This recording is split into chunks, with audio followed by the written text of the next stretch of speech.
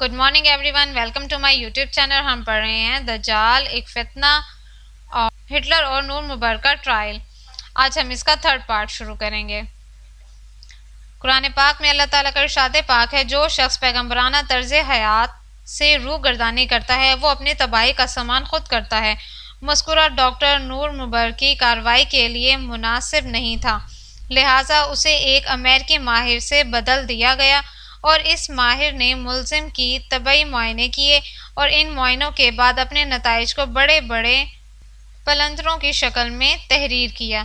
इस तबई मुआयने में मरीज़ के सामने रोशनाई के बड़े बड़े धब्बे बनाकर मरीज़ का रद्द-ए-अमल देखा जाता है और इनका माहिर मरीज़ के बयानात से नताइज अखज़ करना होता है और मरीज़ की ज़हनी कैफियत का जायज़ा लेता है। रोशनाई के धब्बों के टेस्ट और इन मुशाहिदात से ये माहिर अपनी मर्ज़ी के नताइज मरतब करते हैं।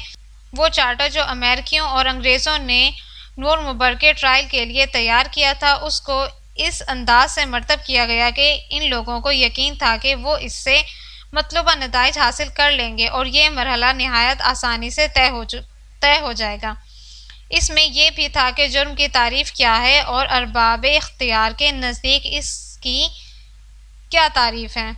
ये चार्टर वसी और बड़ा था और इससे अदालती निज़ाम और वकला को फ़ायदा पहुंचता था। इस चार्टर की रोशनी में एक बच्चे को भी मुजरिम करार दिया जा सकता था और ये इन लोगों के लिए बहुत आसान था।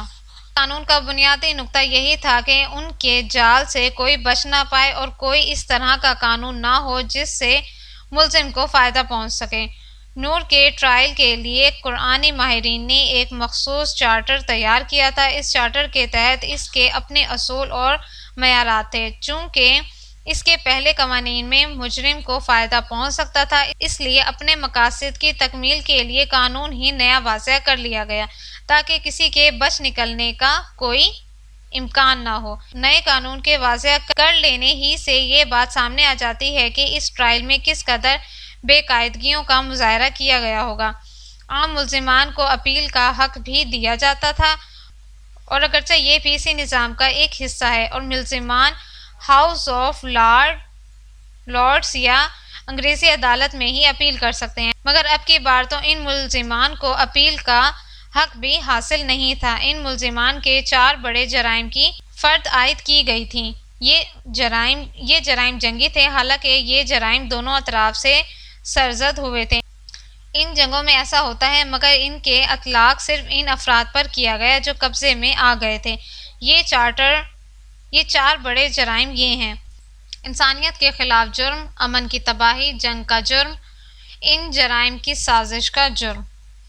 हालांकि इस जंग की मनसूबाबंदी बाकायदा साम्राज्यत के पॉलिसी साजों ने ही की थी और इनका जुर्म भी इतना ही संगीन था जितना दूसरे फरीक का, मगर इस मामले में इनका अपना अलग और दोहरा मेयार था। इस चार्टर में एक शिक ये भी थी कि किसी जराइम पसंद तंजीम से ताल्लुक़ रखना भी जुर्म है। इस शिक के तहत जर्मनी के तमाम इंतज़ामिया, हुकूमत और इसकी फ़ौज, पुलिस, खुफिया और इंटेलिजेंस का शुमार जराइम पेशा तंजीमों में होता था। दूसरी जानिब इत्तेहादियों का कोई भी अमल मुजरिमाना नहीं होता था, हालांकि इन्हें भी किसी तरह इस्तेमाल किया गया था जिस तरह जर्मन इस्तेमाल हुए थे। काफरों का कोई भी निज़ाम हो, इसमें कोई फ़र्क नहीं होता, ख्वाह ये निज़ाम अमेरिका का हो, अंग्रेज़ों का हो, रूसियों का हो या फिर जर्मनियों का। चार्टर के तहत इन सरगर्मियों को मुजरिमाना करार दे दिया गया। जर्मन की निफ से ज़्यादा आबादी को इस जुर्म और साजिश में शरीक कर दिया गया और कहा गया कि ये सब इन बड़े जंगी जराइम में मुलविस थे। जब अदालती कार्रवाइयाँ शुरू हुई तो किसी को मुजरिम ठहराने के लिए इतना ही काफ़ी था कि वो किसी आला तंजीम कारकुन होता।